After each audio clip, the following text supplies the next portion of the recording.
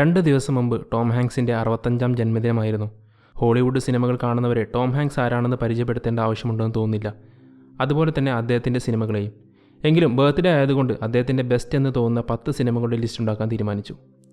10ാം സ്ഥാനത്തുള്ളത് catch me if you can. ഇതങ്ങനെ 10ാം സ്ഥാനത്ത് കിടക്കേണ്ട സിനിമയൊന്നുമല്ല. എങ്കിലും പ്രധാന കഥാപാത്രം ടോം ഹാങ്ക്സ് അല്ലാത്തതുകൊണ്ടാണ് ലിസ്റ്റിൽ പിന്നിലായത്. ലിയനാർഡോ ഡിക്കാപ്രിയോ അവതരിപ്പിച്ച ഫ്രാങ്ക് അബഗ്നേൽ എന്നൊരു പയ്യൻ തൻ്റെ മാതാപിതാക്കൾ ഡിവോഴ്സ് ആയ ശേഷം സ്വയം പണം സമ്പാദിക്കാൻ തീരുമാനിക്കുന്നു. അതിനെ തിരഞ്ഞെടുത്ത വഴികളെല്ലാം ഫ്രോഡ് തരമായിരുന്നു. പൈലറ്റ്, ഡോക്ടർ, വക്കീൽ തുടങ്ങി പല ജോലികൾ ചെയ്ത് തൻ്റെ കഴിവുകൊണ്ട് എല്ലാവരെയും വിഡ്ഢികളാക്കി മുന്നോട്ട് പോകുന്ന ഫ്രാങ്കിൻ്റെ പിന്നാലെ ടോം ഹാങ്ക്സ് അവതരിപ്പിച്ച FBI ഏജൻറ്റ് കാൾ ഉണ്ട്. തുടർന്ന് ഇവർക്കിടയിൽ നടക്കുന്ന ക്യാറ്റ് ആൻഡ് മൗസ് ഗെയിമാണ് സിനിമയുടെ കഥ. സ്റ്റീവൻ സ്പിൽബർഗ് സംവിധാനം ചെയ്ത ചിത്രം ഒരു യഥാർത്ഥ വ്യക്തിയെക്കുറിച്ചുള്ള സിനിമയാണ്. ത്രില്ലർ ആണെങ്കിലും ലൈറ്റ് കോമഡി മൂഡിലാണ് സിനിമ പോകുന്നത്. തൻ്റെ റോൾ ടോം ഹാങ്ക്സ് മനോഹരമാക്കി എന്ന് തന്നെ പറയാം. ഒരു വില്ലൻ അല്ലാത്ത എന്നാൽ ഹീറോയെ പിടിക്കാൻ നടക്കുന്ന ഒരാൾ എന്ന രീതിയിൽ ആ കഥാപാത്രത്തെ അവതരിപ്പിക്കാൻ ഇതിലും നല്ല ചോയ്സ് വേറെ ആരുമില്ല. ഫൺ മൂഡിൽ കാണാൻ പറ്റിയൊരു നല്ല സിനിമയാണിത്. 9ാം സ്ഥാനത്തുള്ളത് ബിഗ്. ഈ സിനിമ ടോം ഹാങ്ക്സ് പ്രശസ്തി നേടുന്നതിന് മുമ്പുള്ള സിനിമയാണ്. അദ്ദേഹം ഏറ്റവും യങ് ആയിരിക്കുമ്പോൾ ഉള്ളത്. ജോഷ് എന്നൊരു 13 വയസ്സുകാരൻ ഒരു ഫോർച്യൂൺ ടെല്ലിംഗ് മെഷീനോട് തൻ്റെ ആഗ്രഹം പറയുന്നു. തനിക്ക് വലുതാവണം. പിറ്റേന്ന് രാവിലെ അവൻ ആഗ്രഹിച്ചതുപോലെ തന്നെ സംഭവിക്കുന്നു. അവൻ വലുതായി. ഏതാണ്ട് ടോം ഹാങ്ക്സിനെ പോലെയായി. സ്വന്തം അമ്മ പോലും തിരിച്ചറിയാത്ത ജോഷ് 13 വയസ്സുകാരൻ്റെ മനസ്സും ഒരു യുവാവിൻ്റെ ശരീരവും കൊണ്ട് ജീവിക്കണം. അതെങ്ങനെ സാധ്യമാവും? ഒരല്പം ഫാൻറ്റസി മൂഡിൽ തുടങ്ങുന്ന കഥ പിന്നീട് നല്ലൊരു ഫീൽ ഗുഡ് കോമഡി മൂവി അനുഭവം നൽകും. വ്യത്യസ്തമായ കഥാപരിസരമുള്ള ഫൺ മൂഡിൽ കാണാൻ കഴിയുന്ന ഒരു സിനിമ. ടോം ഹാങ്ക്സിൻ്റെ അധികം പേർ കാണാൻ സാധ്യതയില്ലാത്തൊരു സിനിമയാണിത്. 8ാം സ്ഥാനത്തുള്ളത് ഫിലഡൽഫിയ. ടോം ഹാങ്ക്സിൻ്റെ സിനിമകൾ ചർച്ച ചെയ്യുമ്പോൾ മിക്കവാറും പരാമർശിക്കാത്തൊരു സിനിമയാണ് ഫിലഡൽഫിയ. എന്നാൽ ഒരു നടൻ എന്ന നിലയിൽ ടോം ഹാങ്ക്സിൻ്റെ കരിയറിൽ ഏറ്റവും പ്രധാനപ്പെട്ട സിനിമകളിലൊന്നാണിത്. അദ്ദേഹത്തിന് ആദ്യ ഓസ്കാർ നേടിക്കൊടുത്ത സിനിമ.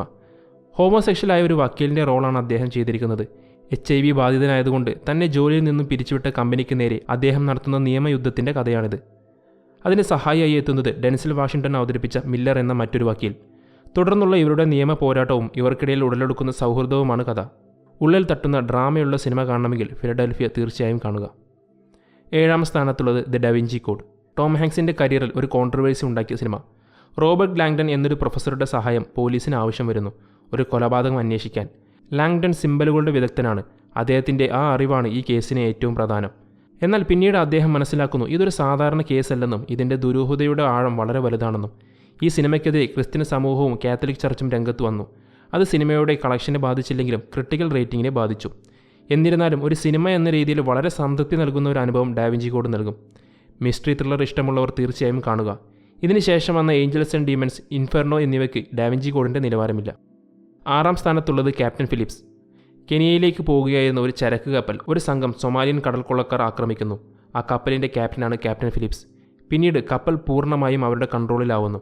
ശേഷം അദ്ദേഹം കൊള്ളക്കാരുടെ കയ്യിൽ നിന്ന് സ്വയം രക്ഷപ്പെടാനും തൻ്റെ കൂടെയുള്ളവരെ രക്ഷപ്പെടുത്താനും ശ്രമിക്കുന്നതാണ് കഥ.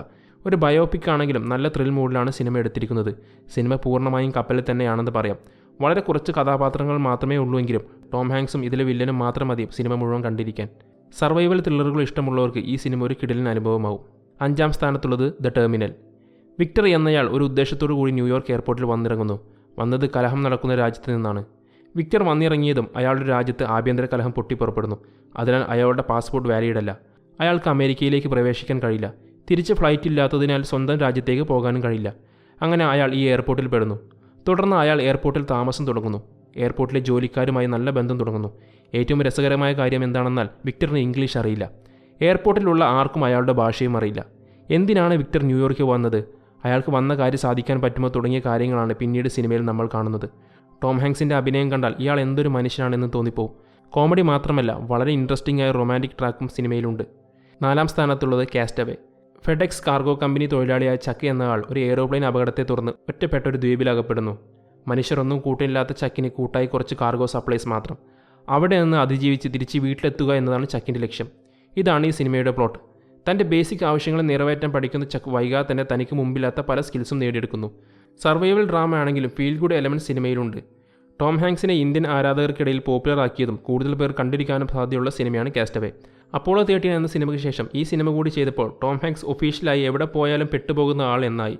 ശേഷം വന്ന പല സിനിമകളും അത് ശരിവെക്കുന്നതുമാണ്. ഇതിലെ അഭിനയത്തിന് ടോം ഹാങ്ക്സിന് ഓസ്കാർ നോമിനേഷൻ ലഭിച്ചിട്ടുണ്ട്. 3ാം സ്ഥാനത്തുള്ളത് saving private Ryan. Steven Spielberg, Tom Hanks എന്നിവർ ആദ്യമായി ഒന്നിച്ച സിനിമ. ഏറ്റവും ലക്ഷണമൊത്ത വാർ മൂവീസ് എടുത്താൽ അതിൽ മുന്നിൽ തന്നെ ഉണ്ടാവും സേവിംഗ് പ്രൈവറ്റ് റയാൻ. രണ്ടാം ലോക മഹായുദ്ധകാലത്ത് അമേരിക്കയുടെ ഒരു പട്ടാളക്കാരൻ്റെ 3 സഹോദരങ്ങൾ യുദ്ധത്തിൽ കൊല്ലപ്പെട്ടു കഴിഞ്ഞു. എന്ത് വിലകൊടുത്തും ഈ 4ാമത്തെ ആളെ സംരക്ഷിക്കുക എന്ന ചുമതല ജോൺ മില്ലർ എന്ന ക്യാപ്റ്റന് കിട്ടുന്നു. അതിനുള്ള അദ്ദേഹത്തിൻ്റെ ശ്രമങ്ങളാണ് തുടർന്നുള്ള സിനിമ. മില്ലർ സംരക്ഷിക്കേണ്ട പട്ടാളക്കാരനാണ് റയാൻ. തുടക്കം മുതൽ ഒടുക്കം വരെ നമ്മെ ഒരു യുദ്ധമുഖത്ത് നിർത്താൻ ഈ സിനിമയ്ക്ക് കഴിയുന്നു.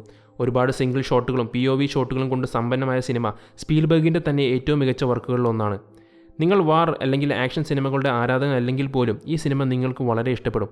അതുപോലൊരു കഥയാണ് സിനിമ നമ്മോട് പറയുന്നത്. രണ്ടാമത്തെ സിനിമ ദ ഗ്രീൻ മൈൽ. റേറ്റിംഗിൽ വളരെ മുന്നിലാണെങ്കിലും ഈ സിനിമയെക്കുറിച്ച് അധികം ചർച്ചകളിൽ കേൾക്കാറില്ല.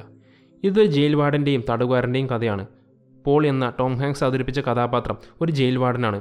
ആ ജയിലിൻ്റെ പ്രത്യേകത അവിടെ വരുന്നവരെല്ലാം വധശിക്ഷയ്ക്ക് വിധിക്കപ്പെട്ടവരാണ്. അവിടേക്ക് പുതുതായി ഒരു കൊലപാതകി വരുന്നു, ഭീമാകാരനായ ഒരാൾ. അയാൾ ചെയ്തത് കൊടും പാതകവും. ശേഷം അയാളെ മാനേജ് ചെയ്യാൻ പോൾ നടത്തുന്ന ശ്രമങ്ങളും ചില തിരിച്ചറിവുകളുമാണ് ഈ സിനിമ. ജയിലിലെ മറ്റു തടവുകാരും ഇതിലെ പ്രധാന വേഷങ്ങൾ ചെയ്യുന്നു. ഒരു ക്രൈം ഡ്രാമയായി തുടങ്ങി പ്രേക്ഷകരെ ഞെട്ടിക്കുന്ന ഒരു സിനിമയാണിത്. നമ്മൾ പ്രതീക്ഷിക്കാത്ത പലതും സിനിമ കരുതി വെച്ചിട്ടുണ്ട്. ടോം ഹാങ്ക്സിൻ്റെ അഭിനയം കാണാൻ വേണ്ടി സിനിമ കണ്ടാൽ നിങ്ങൾ മറ്റൊരാളുടെ അഭിനയം കണ്ട് ഞെട്ടാൻ സാധ്യതയുണ്ട്. സിനിമ കണ്ട് മണിക്കൂറുകൾക്ക് ശേഷവും ആ കഥയും കഥാപാത്രങ്ങളും നമ്മളെ അസ്വസ്ഥമാക്കും. അതുതന്നെയാണ് ഈ സിനിമ കരുതി വെച്ചിരിക്കുന്നതും. ഒന്നാമത്തെ സിനിമയാണ് ഫോറസ്റ്റ് ഗംപ്. ടോം ഹാങ്ക്സിൻ്റെ ഏറ്റവും ഐക്കോണിക് കഥാപാത്രങ്ങളിലൊന്നാണ് ഫോറസ്റ്റ് ഗംപ്. ഒരു ബിലോ ആവറേജ് ഐക്യു മാത്രമുള്ള, നടക്കാൻ ബുദ്ധിമുട്ടുള്ള, അമ്മ മാത്രമുള്ളൊരു കുട്ടിയായിരുന്നു ഫോറസ്റ്റ്. അവൻ്റെ ജീവിതത്തിലേക്ക് ജെന്നി എന്നൊരു കളിക്കൂട്ടുകാരി വരുന്നു. ശേഷം അവൻ്റെ ജീവിതം മാറിമറിയുന്നു. ഒരുപാട് കുറവുകളുള്ള ഫോറസ്റ്റിൻ്റെ ജീവിതം എന്നാൽ സംഭവബഹുലമായിരുന്നു. പല മേഖലകളിലും ഒരുപാട് കഴിവുകൾ പ്രകടിപ്പിക്കുന്ന ഫോറസ്റ്റ് പക്ഷേ ആഗ്രഹിച്ചിരുന്നത് ഒന്ന് മാത്രമാണ്, ജെനിയുടെ സ്നേഹം. ഫോറസ്റ്റ് ആഗ്രഹിച്ചതും അല്ലാത്തതുമായ ഒരുപാട് കാര്യങ്ങൾ അവൻ്റെ ജീവിതത്തിൽ സംഭവിക്കുന്നു. അവയാണ് തുടർന്നുള്ള കഥ. ഈ സിനിമ മാത്രം മതി നിങ്ങൾ കാലാകാലം ടോം ഹാങ്ക്സിൻ്റെ ഫാനായി മാറാൻ. ഈ കഥാപാത്രം ഇതിലും നന്നായി ചെയ്യാൻ വേറെ ആർക്കും കഴിയില്ല എന്ന കാര്യത്തിൽ ഒരു സംശയവുമില്ല. സിനിമയിലെ അദ്ദേഹത്തിൻ്റെ ഓട്ടവും ബെഞ്ചിൽ ഇരുന്നുള്ള സംസാരവുമെല്ലാം ഹോളിവുഡിലെ ഏറ്റവും മെമ്മറബിൾ സീനുകളിൽ പെട്ടവയാണ്. തൻ്റെ 2ാമത്തെ ഓസ്കാർ ഈ റോളിലൂടെ അദ്ദേഹം നേടി. അടുപ്പിച്ച് 2 വർഷം ഓസ്കാർ നേടുന്ന ഏക നടൻ കൂടിയാണ് ടോം ഹാങ്ക്സ്. ഇനിയും ഒരുപാട് അവിസ്മരണീയമായ കഥാപാത്രങ്ങളും മനോഹരമായ സിനിമകളും നൽകാൻ ടോം ഹാങ്ക്സിന് കഴിയട്ടെ എന്ന് ആഗ്രഹിക്കുന്നു. Happy birthday Tom Hanks.